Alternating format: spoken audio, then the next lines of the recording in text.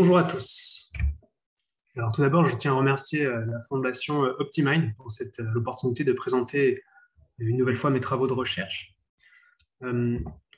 Travaux de recherche qui aujourd'hui portent sur l'optimisation cartographique dans la gestion des risques et des crises majeures, avec notamment un cas particulier appliqué du moins à la cartographie rapide des dommages post-catastrophe. Cette thèse a été réalisée dans le cadre d'un partenariat entre deux entités. Une entité privée, donc RISCRIS, qui est un bureau d'études qui officie à l'échelle nationale et métropolitaine, du moins, et dans les DOM-TOM, sur la thématique des risques majeurs, naturels et technologiques, avec une équipe pluridisciplinaire, à la fois sur la partie gestion des risques, donc à l'échelle des collectivités, intercommunalités, etc., et de la gestion de crise auprès des acteurs, pareil, publics et privés.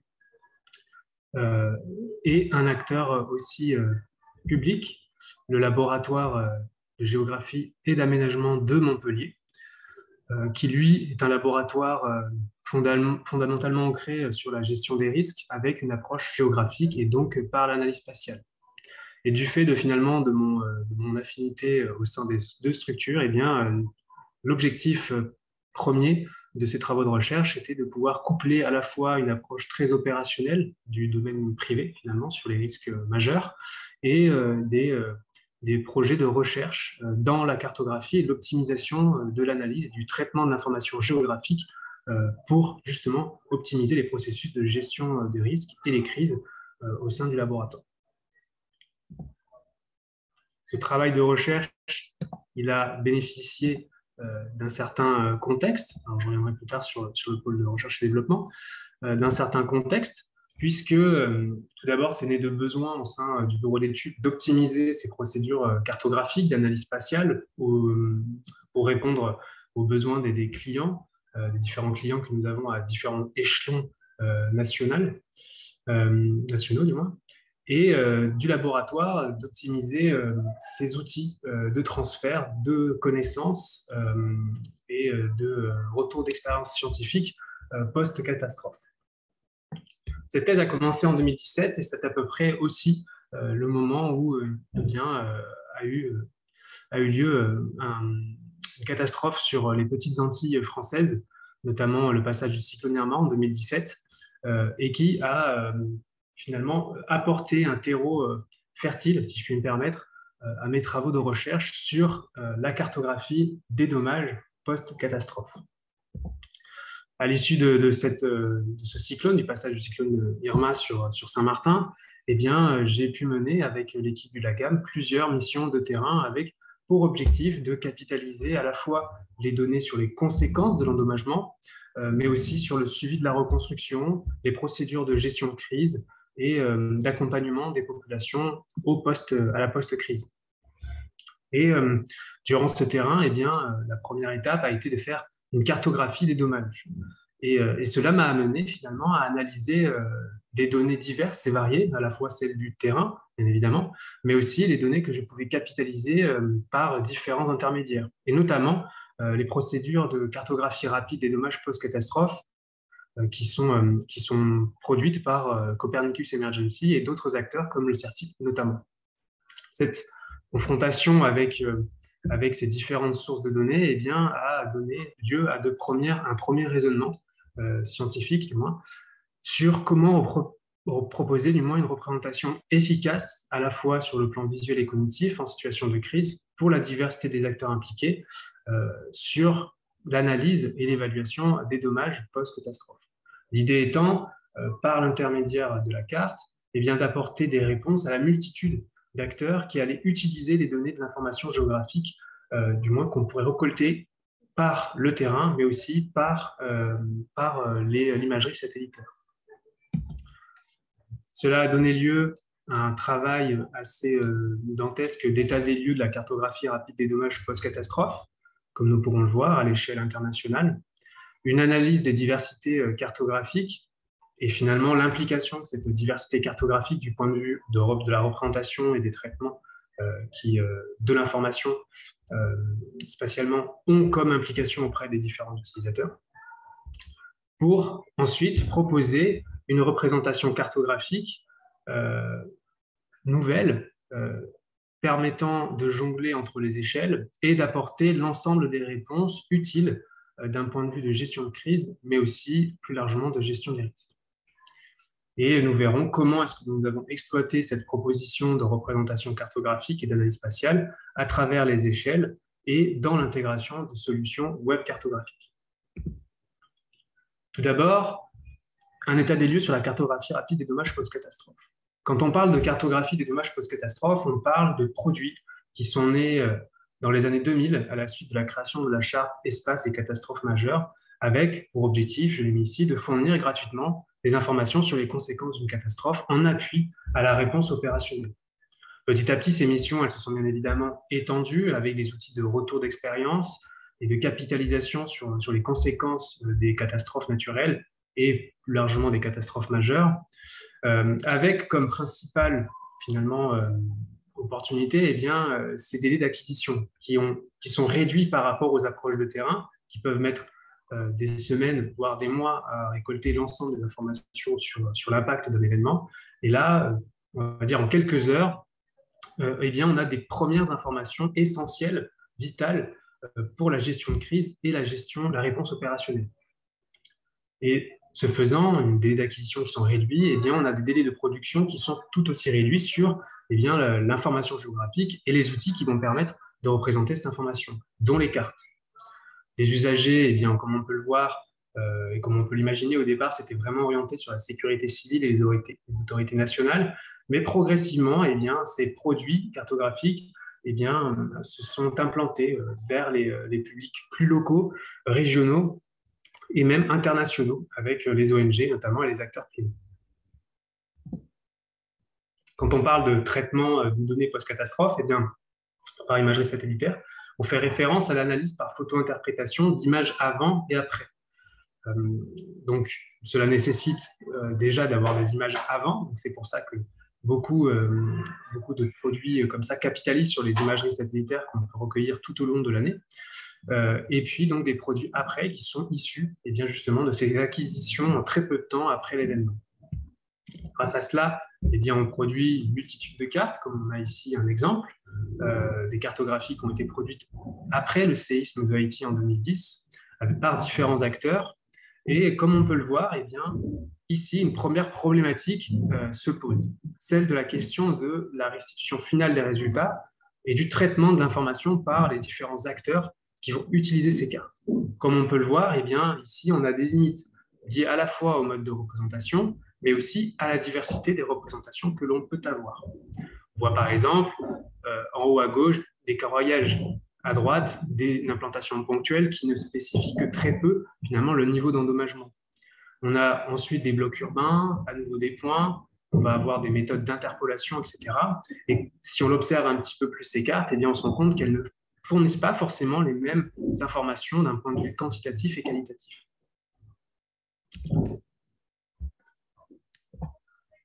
Cette analyse cartographique, avec ici un exemple, montre notamment que sur la carte de droite, on a une zone qui se dégage, puisqu'on a une carte d'évaluation des dommages, des quantités de bâtiments endommagés, donc une information quantitative, alors qu'à gauche, on a une carte d'évaluation des niveaux de dommages, une information qualitative. À gauche, on voit bien que plusieurs zones se dessinent, alors qu'à droite, non. Finalement, une donne peut-être un peu plus d'informations que l'autre, pas forcément, puisqu'on est sur deux informations différentes, à la fois quantitatives et qualitatives. Il faut donc jongler entre ces deux cartes pour avoir un message final sur les zones les plus impactées notamment, et les zones les moins impactées, les espaces ressources, qui vont être utiles pour l'évacuation des gens, la mise en abri des personnes et l'implantation des services de secours. Première question, du coup, dans mon axe de recherche, ça a été de comment caractériser les divergences et les convergences aussi conceptuelles entre ces cartes. Donc, faire ressortir les points communs, quels étaient les facteurs de diversité, et finalement, quelles conséquences cela pouvait avoir auprès du lecteur, notamment en situation de crise, là où, finalement, l'environnement de lecture d'une carte est dégradé. Donc, conséquences sur l'interprétation des données, sur la spatialisation des données, mais aussi sur le niveau de confiance, de lisibilité et d'efficacité que l'on va avoir de ces produits finaux. Cela passe donc par une analyse cartographique multicritère, puis par une première expérimentation qui a mobilisé un échantillon de cartes produites à la suite du séisme d'Haïti en 2010. Concernant la diversité cartographique, une méthode d'inventaire a été utilisée, un échantillonnage semi-directif où eh bien, on venait collecter aléatoirement des données de cartes produites sur plusieurs événements à l'échelle internationale. Une analyse comparative a été faite par l'intermédiaire d'une grille d'analyse multicritères et eh bien, toutes ces données-là ont été du moins stockées dans une base de données qui regroupe l'ensemble de paramètres à la fois visuels, visuels, donc de représentation d'analyse spatiale statistique sur ces cartes, dans l'objectif de finalement dépeindre un peu les signatures visuelles, l'extraction des modes de conception de ces cartes. Ces cartes, eh bien, il y en a 204 qui ont été analysées à l'échelle, comme on peut le voir sur la carte de droite, à l'échelle du globe, hein, sur différentes aires régionales, où on retrouve principalement des catastrophes de type cyclone et séisme avec ou non des tsunamis comme effet indirect. Ces cartes ont été produites entre 2003 et 2020, avec une majorité de cartes produites entre 2010 et 2020. Et comme on peut le voir, pourquoi principalement des cyclones et des séismes et pourquoi pas des inondations? Eh bien, tout simplement parce que à l'échelle de ces cartes, eh bien, pour le moment, on a plus de données sur les dommages, parce que c'est ça qu'on analyse, sur ce type d'événements en particulier. Les inondations, on a souvent l'étendue des zones inondables, mais pas le niveau d'endommagement des bâtiments. Ça, c'est quelque chose qui nécessite encore le terrain, les phases de terrain pour justement estimer les conséquences directes sur les bâtiments. On peut le voir, eh bien, on a une mosaïque de producteurs avec notamment des acteurs américains, l'UNOSAT, avec 34%, Certit, 12%, donc l'échelle française, Ithaca, etc. Donc, une panoplie de producteurs de données qui implique forcément une panoplie aussi de cartographie produite. Hop.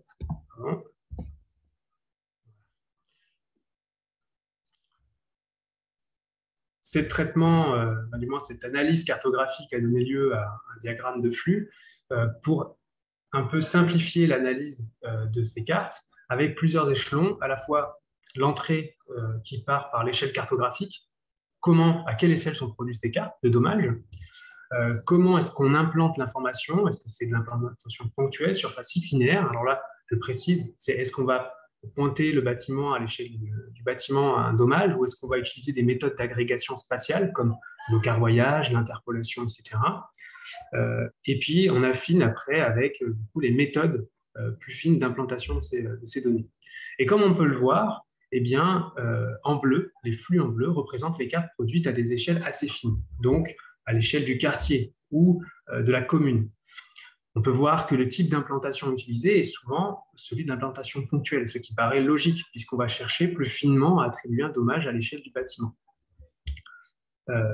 Par contre, dès qu'on atteint des échelles un peu plus larges, donc dès qu'on va dézoomer sur l'information, la représentation cartographique va être à une échelle beaucoup plus large, eh bien, on se rend compte qu'on a une diversité des modes de représentation. Certaines vont garder l'implantation ponctuelle, donc essayer d'être le maximum précis, alors que justement, on essaie de dézoomer et de gagner en généricité. D'autres utilisent des méthodes surfaciques, notamment par l'intermédiaire de carroyage, de blocs urbains, d'interpolation, afin d'estimer les niveaux d'endommagement. Donc, deux constats, celui finalement de convergence à l'échelle des cartes produites à des échelles plus fines, et celle de divergence conceptuelle lorsque là, on va dézoomer sur l'information. Problème que cela soulève, eh bien, c'est une grande diversité de producteurs de données, comme on a pu le voir, avec une grande quantité d'informations sur la carte qui sont représentées de manière complètement différente pour certaines. Question qui se pose alors, c'est pour un même secteur et un même aléa, est-ce que la production de cartes variées engendre-t-elle une confusion dans l'interprétation finale des dommages? Notamment lorsqu'on considère que les lecteurs sont soumis à des pressions de temps et à un environnement souvent dégradé. Est-ce que cela, ça va impliquer du coup une mauvaise interprétation des méthodes d'agrégation? Et est-ce que les petites échelles sont-elles moins convergentes que les grandes échelles? Question aussi que l'on se pose. Le cas d'Haïti est assez intéressant puisque les cartes qu'on peut voir à droite ont été conçues à partir de la même donnée ponctuelle. Et on peut voir que les méthodes de représentation sont diversifiées, avec, in fine, un message qui potentiellement peut être différent. Cela a donné lieu à une première expérimentation cartographique auprès d'étudiants du master GCRN. C'est un master qui est spécialisé dans la gestion des risques et des catastrophes naturelles basé à Montpellier, avec, pour un petit peu spécificité, une forte sensibilité à la cartographie. Donc, on va dire un background qui leur permet de comprendre et d'interpréter les cartes. 13 cartes ont été analysées en tout, avec 7 représentations à 3 échelles différentes, petite, intermédiaire et grande. Chaque étudiant avait 10 minutes pour analyser chaque carte et il devait réaliser des tâches d'estimation des zones les plus impactées par l'intermédiaire d'un logiciel de SIG, donc de géographie. Hop, petit bug avec le pad. Voilà. Les résultats de cette expérimentation, tout d'abord, ils démontrent que les pourcentages de réponses obtenues à chaque fois sont pour 50% des cas. On a toujours eu, du moins, plus de 50% de taux de réponse. Toutefois, on remarque que 84% des réponses en moyenne étaient d'ordre qualitatif, donc estimation des niveaux de dommages, et 69% des réponses en moyenne d'ordre quantitatif. Jusque-là, tout va bien.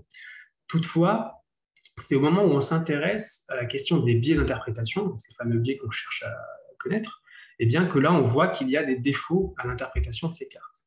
En effet, 69% des participants en moyenne ont fourni une estimation quantitative pour 3 cartes qui ne fournissaient qu'une information strictement qualitative. Et inversement, 79% des participants en moyenne ont fourni une estimation qualitative pour 4 cartes strictement quantitatives. Ce qui veut dire qu'en fait, ils n'avaient pas l'information, mais malgré tout, ils fournissaient une estimation. Ce qui peut être, du moins, problématique lorsqu'on va vouloir estimer les niveaux d'endommagement les plus importants sur un territoire.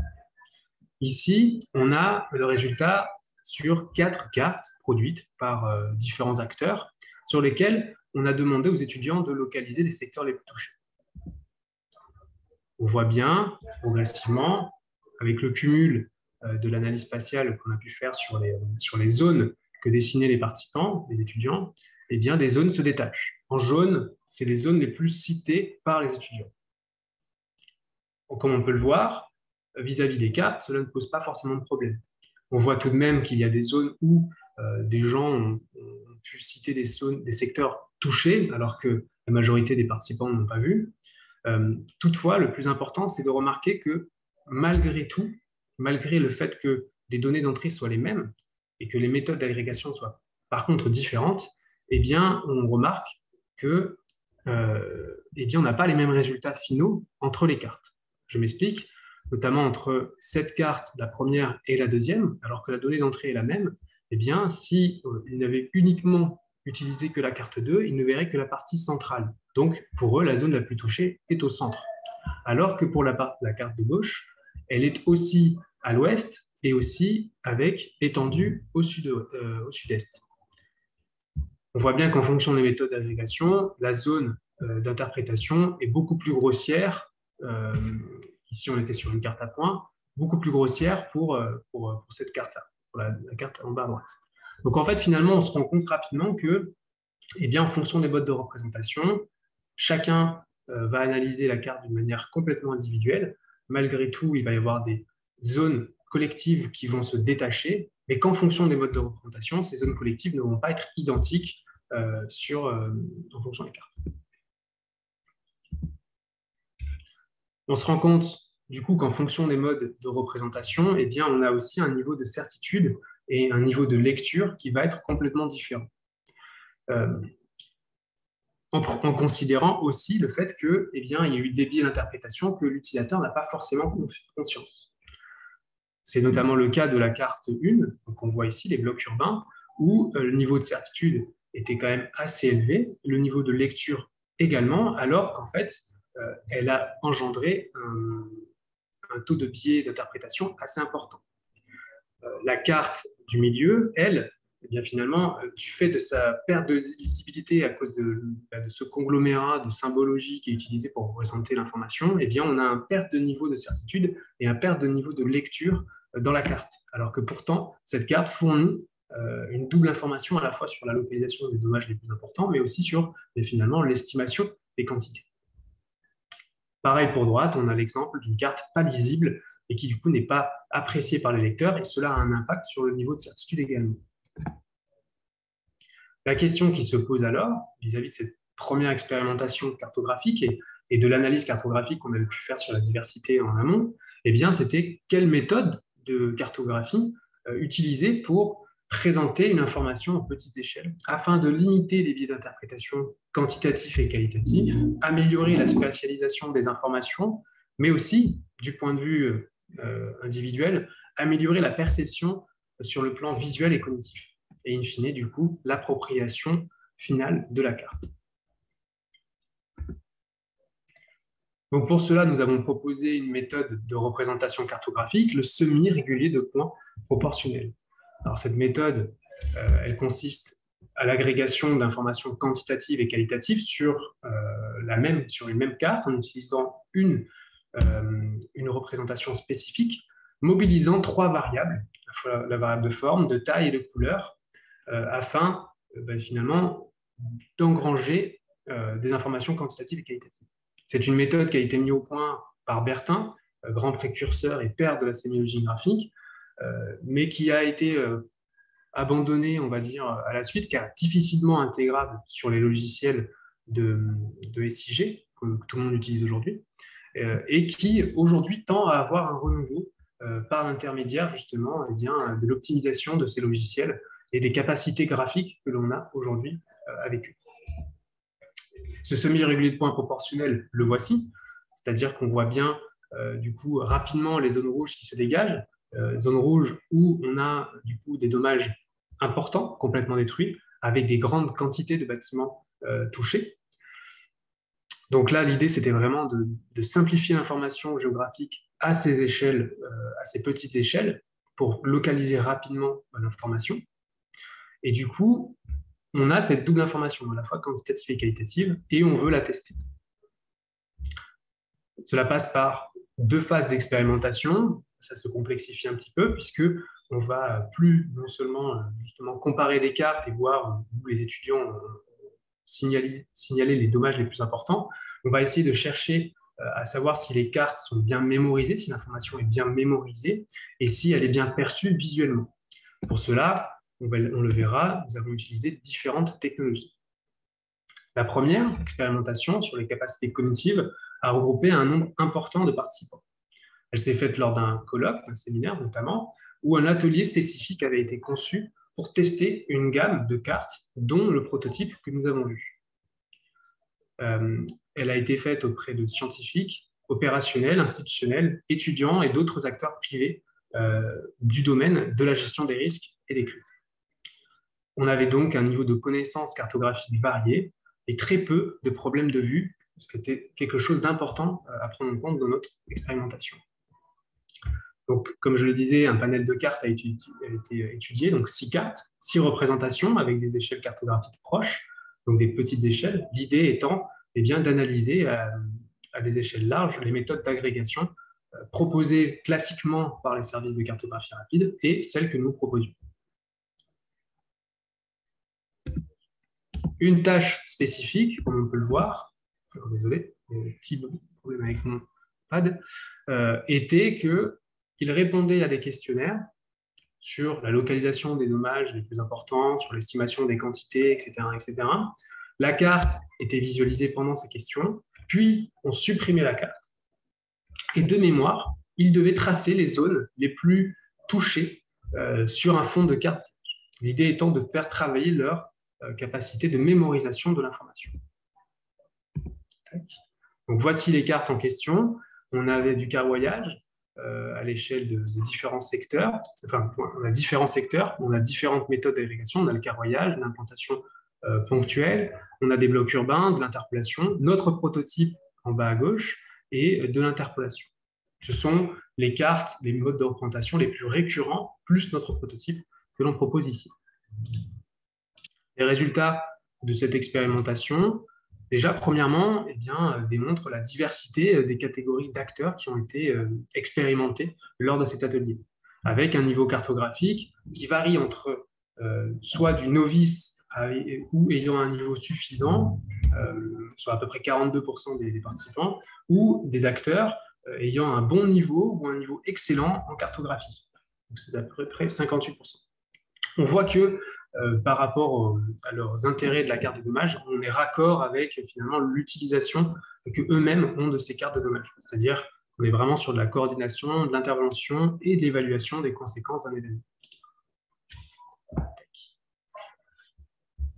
Donc d'un point de vue purement statistique et pour un peu présenter les résultats rapidement de ces expérimentations, sur les questions de localiser les secteurs les plus touchés, les secteurs les moins touchés, on se rend compte que notre prototype fonctionne plutôt bien, puisqu'il obtient des notes à chaque fois qui sont supérieures à 50%, se rapprochant d'ailleurs des méthodes d'agrégation qui simplifient au maximum l'information.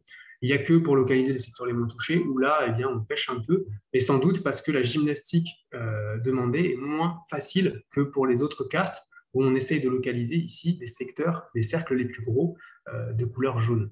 Donc, ce qui n'est pas forcément, c'est une petite gymnastique intellectuelle à avoir. Toutefois, on se rend compte que sur l'estimation purement quantitative et qualitative des données, eh bien, notre prototype fonctionne très bien. En fait, c'était limite le but de ce prototype, puisque les autres cartes qui fournissent une information strictement quantitative ou qualitative eh bien, donnent des réponses, mais vis-à-vis de notre prototype, eh bien, ils sont largement moins bien notés, moins inférieurs, moins efficaces. On se rend compte aussi que certaines méthodes d'agrégation utilisées notamment par les services de cartographie rapide, comme les blocs urbains ou le carroyage, strictement quantitatif ou qualitatif en fonction des méthodes d'agrégation, eh bien, introduisent à chaque fois des biais d'interprétation. Chose récurrente avec la première expérimentation qu'on avait au début sur le séisme d'Haïti. Donc, on a toujours cette récurrence des biais d'interprétation qu'on limite avec notre méthode d'agrégation. D'un point de vue de la mémorisation, eh bien là, on étale un petit peu alors, sur l'ensemble des cartes les différentes zones mémorisées à l'échelle collective des 85 participants. On voit que certaines méthodes, comme les blocs urbains de la carte 3, notamment, où la carte de densité fonctionne bien, puisque l'information, finalement, passe plutôt bien, elle est très centralisée sur un secteur de la zone cartographique. Notre prototype, lui, fonctionne tout aussi bien, finalement, malgré, comme on a pu le voir, cette gymnastique intellectuelle pour localiser les secteurs les moins touchés, les plus touchés. Eh bien, on voit que la majorité des secteurs à mémoriser ont bien été mémorisés par l'ensemble des participants. Donc, finalement, un bon point pour la capacité de mémorisation de notre prototype.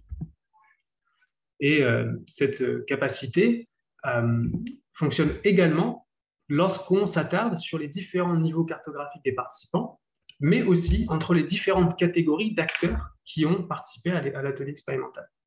Donc là également, on a voulu fouiller au plus profond pour voir si finalement, en fonction du niveau cartographique, on n'avait pas des différences marquantes entre l'efficacité de la mémorisation de notre carte. Sur la capacité sensorielle, donc la troisième expérimentation de notre projet de recherche, la deuxième expérimentation concernant notre prototype, on a utilisé une technologie que l'on appelle l'eye tracking. L'idée étant, comme nous verrons, eh bien, d'analyser le chemin parcouru par l'œil lors de la lecture d'une carte. Elle s'est faite auprès de 24 étudiants du Master 2 GCAL, pas la même promotion que celle de l'expérimentation passée. Il n'y avait pas de problème de vue, là encore très important pour notre expérimentation. L'idée était d'analyser 24 cartes avec 6 représentations cartographiques, avec des lots de 2 en fonction du différentiel de techniques utilisées, avec notamment des changements de forme, avec des échelles cartographiques similaires, toujours à des échelles fines, du moins larges, pardon. Donc sur un échantillon cartographique qui a été avec des tâches, justement, qui étaient à nouveau d'estimer les secteurs les plus touchés, les secteurs les moins touchés, avec comme particularité eh bien, que chaque analyse cartographique était enregistrée par ce fameux eye tracker qui permettait de faire le suivi d'activités visuelles. Voici un exemple de cartes qui ont été analysées, donc les différentes techniques ont été analysées. Donc on a les ponts au bâti, les carroyages, notre semi-régulier de points sous différentes formes, à la fois carré et hexagonal, et pareil pour les méthodes d'interpolation et de carroyage. Il y a un problème avec le pad. Là encore, on voit que notre prototype s'en sort très bien, qu'il soit carré ou hexagonal. On a des résultats qui sont tout de même assez intéressants d'un point de vue à la fois sémiologique et statistique. En comparaison des techniques comme le carroyage et l'interpolation, notamment, à la fois sur la localisation des secteurs les plus touchés, mais également lorsqu'on demande de localiser les secteurs à fort dommage mais en faible quantité, chose qui n'était pas forcément aisée pour les utilisateurs. On voit que notre prototype a comme spécificité de permettre d'avoir des résultats qui sont probants même lorsque les données sont dispersées ou concentrées. On a vu tout à l'heure que la mémorisation avait été facilitée par justement des zones concentrées de dommages sur les secteurs donnés. Et bien là, même lorsque les informations sont éclatées sur un espace plus large, avec des différentiels un peu plus diffus, eh bien notre prototype fonctionne plutôt bien sur l'ensemble de ces types d'agrégation spatiale. Décidément. Voilà. Sur l'acuité visuelle, on se rend compte, et ici on a un résultat parmi tous ceux qui ont été fournis et produits lors de cette expérimentation, eh bien qu'en fonction des méthodes de représentation, ici on en a sélectionné deux, l'interpolation avec des données dispersées et des données concentrées notamment, puis notre semi-régulier de points, notre prototype en bas, sur également des données dispersées et concentrées, eh bien notre prototype engendre une plus grande efficacité dans la recherche de l'information que la méthode de l'interpolation. Et cela a été prouvé sur l'ensemble des techniques utilisées et sur l'ensemble des secteurs qui avaient été fournis et analysés lors de cette expérimentation.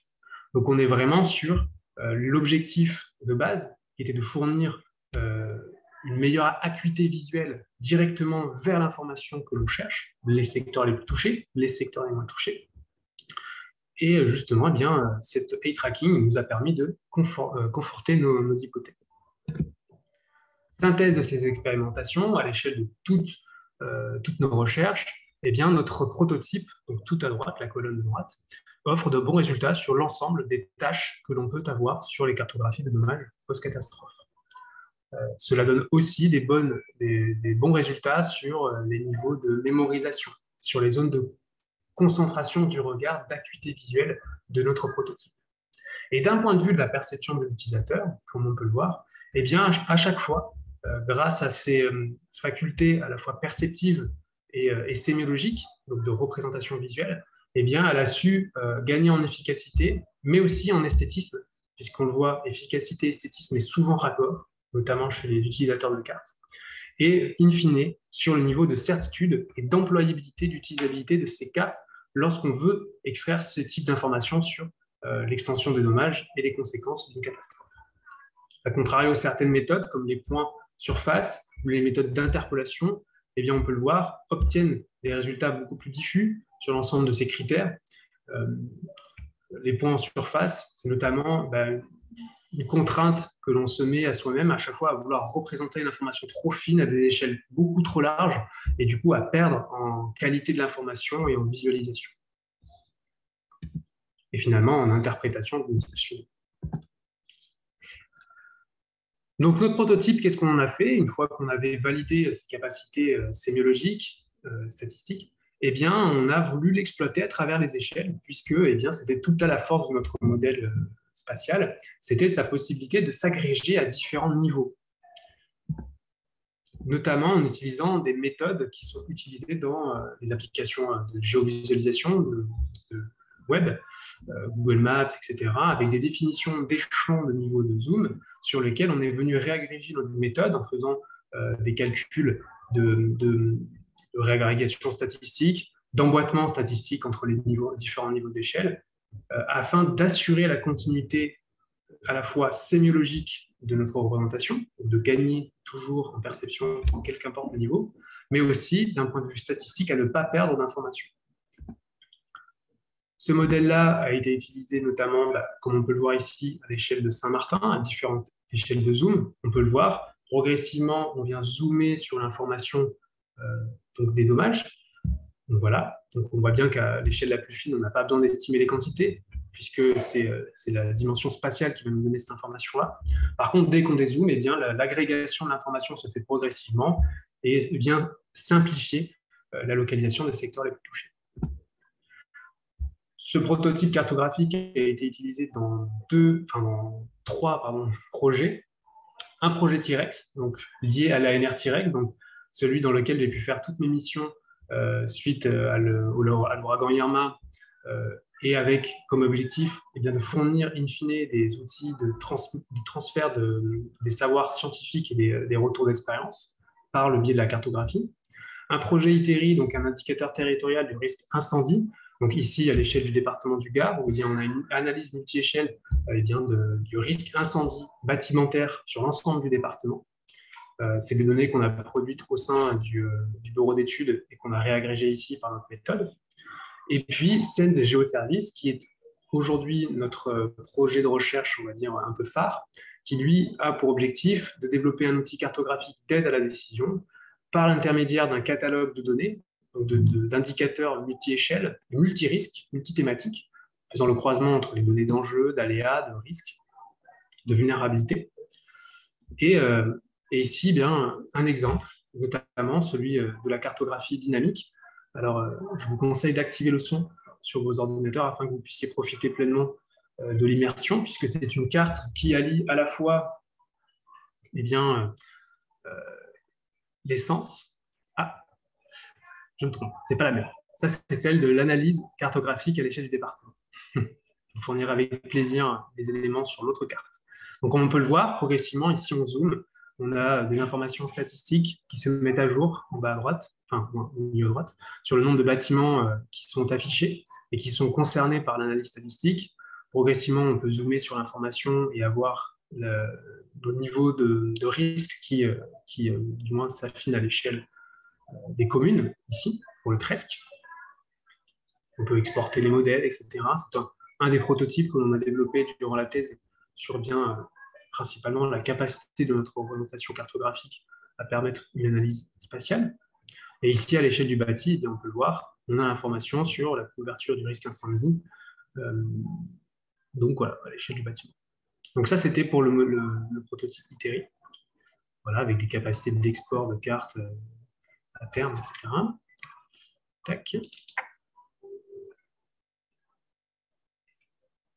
Et ici, on a notre projet SENS Géoservices qui remobilise à la fois nos compétences dans le domaine de la gestion des risques et des crises, plus nos compétences cartographiques, pour le développement d'un outil de simplification d'analyse spatiale, de croisement d'informations géolocalisées. Ici, on a mis en visu la couche d'inondation avec les routes inondées par cette couverture inondable, avec les différents niveaux d'exposition du bâtiment au cru, les bâtiments au cru, donc les bâtiments de plein pied, R+1, etc. Donc, on peut intégrer des données de vulnérabilité. On a pu voir qu'on avait cette dimension multi-échelle à nouveau qui nous permet de facilement localiser les secteurs les plus vulnérables, par exemple. On peut faire du croisement entre les données des plans d'évacuation de tsunami, des zones à évacuer, avec les capacités d'alerte de la population et les zones les plus densément peuplées. On peut aussi estimer ici, comme on peut le voir, le risque courant ordinaire important des bâtiments face au risque incendie et le croiser avec notamment le risque feu de forêt et avec les obligations légales de débroussaillement. Donc, investiguer sur le terrain après les endroits où on va devoir marquer et sensibiliser plus la population aux politiques de prévention du risque incendie. Et donc voilà. Donc là, c'est un autre exemple de cartographie qu'on a pu réaliser au sein de notre bureau d'études à l'issue de ce travail de recherche. Merci pour votre attention. Ça a été un plaisir de présenter ces travaux de recherche. Alors, j'ai essayé d'être le plus synthétique possible. C'est difficile de synthétiser 3 ans de recherche intensive et puis aujourd'hui, de nombreux projets en cours. Donc voilà. Merci à vous pour votre attention. Je suis prêt à prendre les questions. Je vois qu'il y a eu quelques questions déjà qui sont parues. Donc voilà, n'hésitez pas aujourd'hui, maintenant, au moins à me fournir des questions.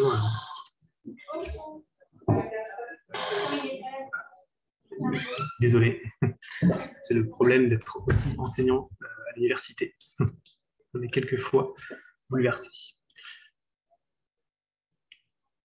Donc voilà, n'hésitez pas à me solliciter pour des questions. En tout cas, je me ferai un plaisir d'y répondre et puis ultérieurement, bien évidemment, à partager un peu plus sur les différents projets que l'on mène au sein du bureau d'études et du laboratoire. Quand sera disponible le consultat le projet SEM? Eh bien, c'est une très bonne question. Donc là, on est sur la phase justement de déploiement de la plateforme vers le web, vers finalement le grand public. On a aujourd'hui un catalogue de géoindicateurs qui sont déjà intégrés sur le risque inondation, sur le risque incendie, feu de forêt, etc. Donc, c'est quelque chose qu'on va attaquer très prochainement. En 2023, la plateforme a pour objectif d'être ouverte, consultable en tout cas, auprès des différents acteurs qu'elle pourra intéresser.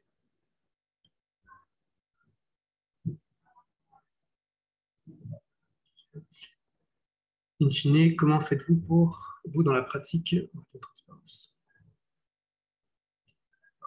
Richard Deville, est-ce que vous pouvez un peu plus spécifier votre question, s'il vous plaît?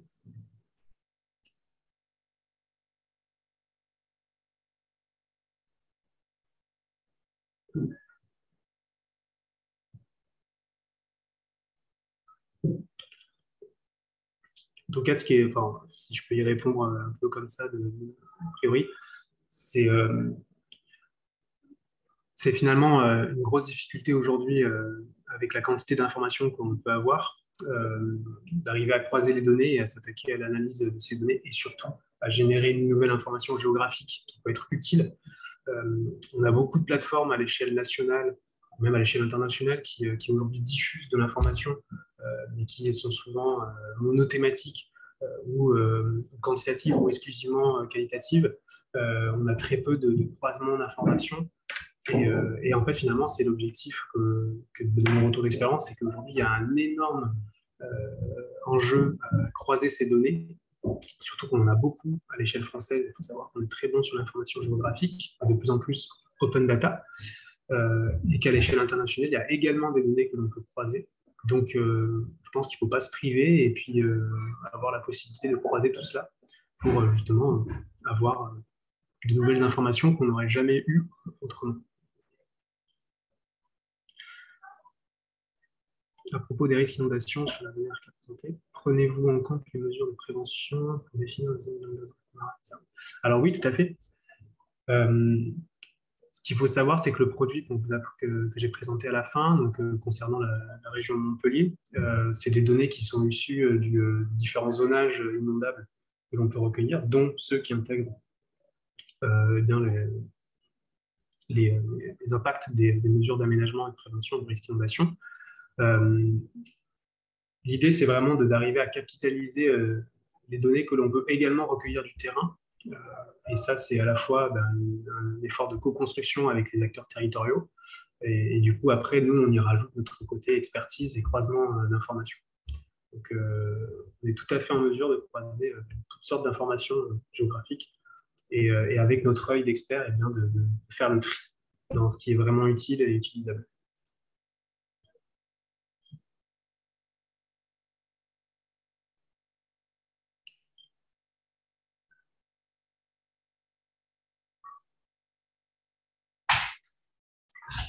Écoutez, je vous remercie. Je vais devoir, hélas, vous laisser. J'ai un cours qui démarre très bientôt. Donc, merci encore pour Optimind pour m'avoir permis de présenter ces travaux de recherche à vous tous. Et ce sera avec plaisir qu'on pourra discuter sur ces différentes thématiques ensemble. Vous avez mon contact sur la diapo finale du PowerPoint, donc n'hésitez pas à me contacter directement par mail. Je me ferai une joie de revenir vers vous. Merci beaucoup et à bientôt. Bonne journée à vous tous. Au revoir.